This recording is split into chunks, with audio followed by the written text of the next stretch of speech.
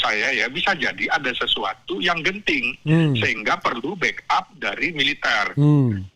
Mengapa kemudian Assalamualaikum warahmatullahi wabarakatuh. Ini kabar baik kepada kita para pendukung Anies Baswedan, di mana sekarang menurut Slamet Ginting, Prabowo sudah mulai melumpuhkan para pembenci Anies Baswedan.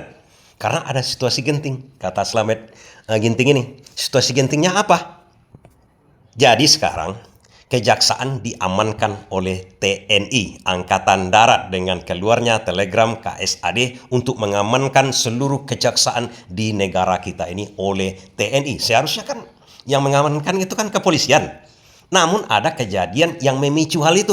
Yang memicunya apa? Pada waktu Febriansah, Jaksa Agung Muda Pidana Khusus, membongkar kasus timah. Dia dikuntit oleh Densus 88. Ketangkap. Densus 88 yang menguntitnya ini. Dan itu bukan sedikit orangnya. Ada 8-9 orang dikuntit. Yang seharusnya Densus 88 ini di bawah kepolisian. Seharusnya mereka mengamankan aparat yang lagi membongkar, yang lagi berdinas membongkar kasus korupsi. Tapi malahan dikuntit. Ini kan lucu.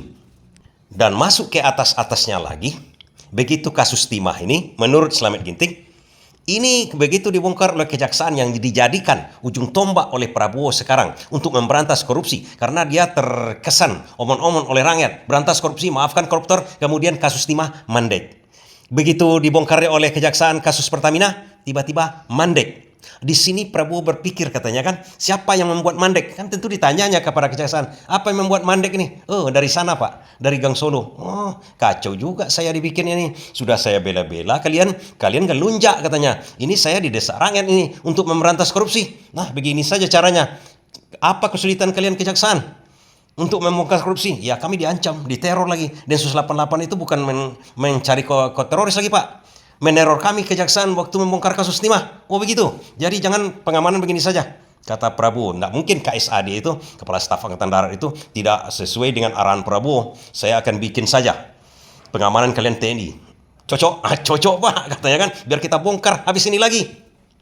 Tentu saja dari kita sebagai pendukung Anies Baswedan sangat sederhana, sangat logis. Karena selama ini keinginan Prabowo untuk membawa Anies Baswedan selalu dihalangi oleh geng Solo, termasuk PSI, termasuk Adi Armando. Begitu Hasan Nasbi rumornya mau diganti dengan Anies Baswedan, dia langsung ngelunjak, dia langsung mohon-mohon, minta-minta kepada Prabowo, jangan dimasukkan Anies Baswedan. Walaupun dipecat Hasan Nasbi itu, jangan diganti dengan, pokoknya jangan dengan Anies Baswedan. Itu geng Solo yang sekarang itu melindungi para koruptor-koruptor itu. Itu yang dimaksud oleh Slamet Ginting. Kalau dilindungi koruptor, begundal-gundal, maling di negara ini, itu genting keadaan negara. Sementara Prabowo ingin memberantas korupsi, memberantas begundal-gundal tersebut. Rupanya terhalang. Prabowo pun bingung. Akhirnya lama-lama muak juga Prabowo kan. Muaknya kenapa? Sudah kulindungi kau, aku nggak kau pikirkan katanya kan gaya medannya. Sekarang kalian terima akibatnya. Kusuruhlah kejaksaan itu dengan TNI, korlap, korlap mereka itu. Nah, kalau coba-coba berhadapanlah kalian dengan TNI. Seperti di Lampung lah kejadiannya kan begitu. Itulah kira-kira secara sederhana. Nah, itu poin saya itu gitu, ke situasi kayak genting ini gitu loh. Nah, terbuka. Padahal kan sebenarnya bisa saja pengamanan tertutup. Nggak usah rame-rame gitu. Misalnya pakai pakaian sipil.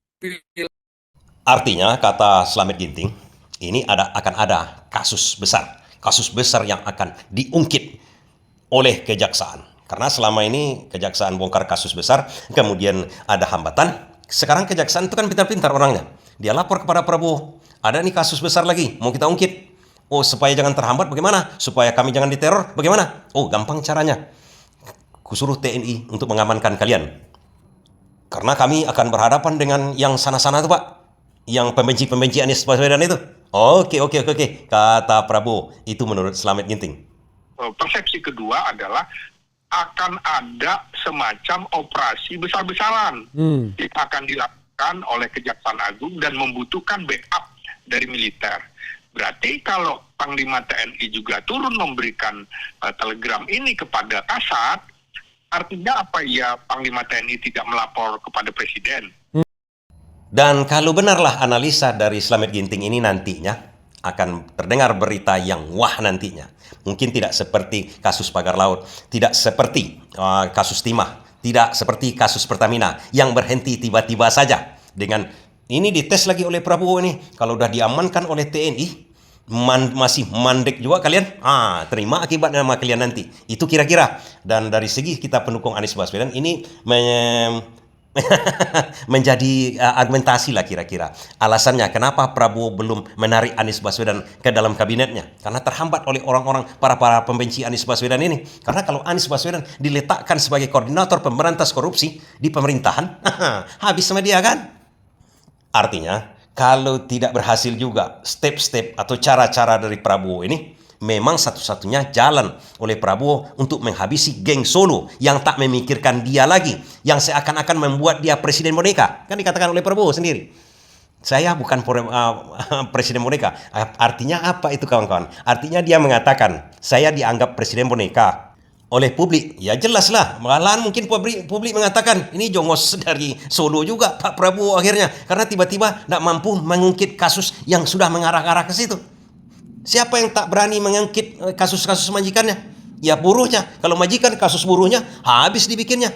Ya kan begitu kawan-kawan. Nasihat kita sebagai pendukung Anies Baswedan sederhana. Habisilah itu dulu. Kalau tidak juga ada lagi langkah-langkahnya, tinggal masukkan Anies Baswedan sebagai mastermind-nya untuk memberantas korupsi itu. Habis sama dia. Buktinya sudah banyak di Jakarta. Tidak takut Anies Baswedan asal dia berbuat benar.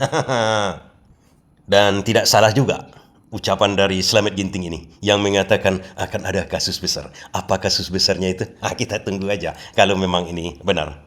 Termasuk benar lah kira-kira. Terima kasih.